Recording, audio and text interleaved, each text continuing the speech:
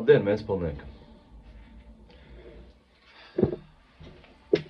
Attiecinot Pētera Kļavas teikto uz pilsētu, var teikt, mēs gribam, lai kāds mūsu vietā veido pilsētu, bet Ventspilsnieku pilsēta esi tu. Ventspils atmošanās vēl nav notikusi. Ir jāpiedāvā, ir jāiesaistās.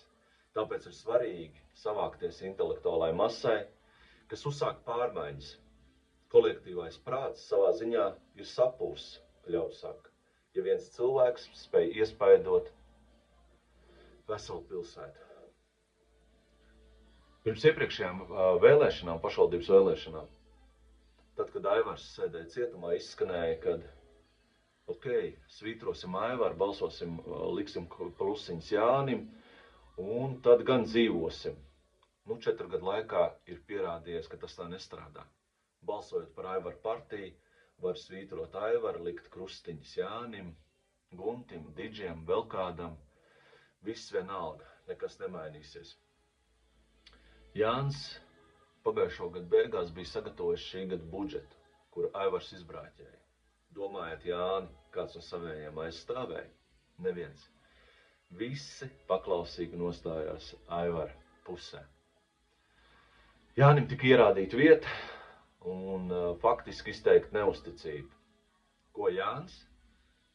Jānis norīja krupi un turpina salīkuši muguru kalpot saimniekam tālāk. Ventspilsnieka, kas ir nepieciešams, lai kas mainīties? Nekas daudz, tavu iesaisti.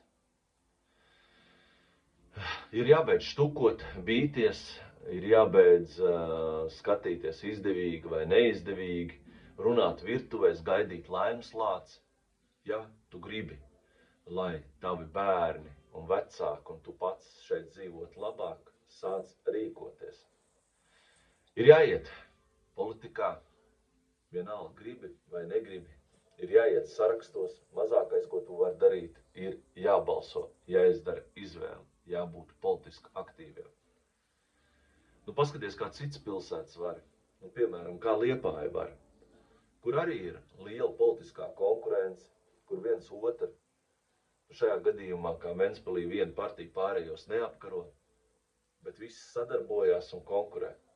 Un tad ir arī izaugsme. Nāk arī labklājība un svētība. Tā, Ventspilsnieki, no tevis ir atkarīgi, kāda būs mūsu pilsēta turpmāk. Tā kā, ja gribi dzīvot labāk, sāc rīkoties. Paldies!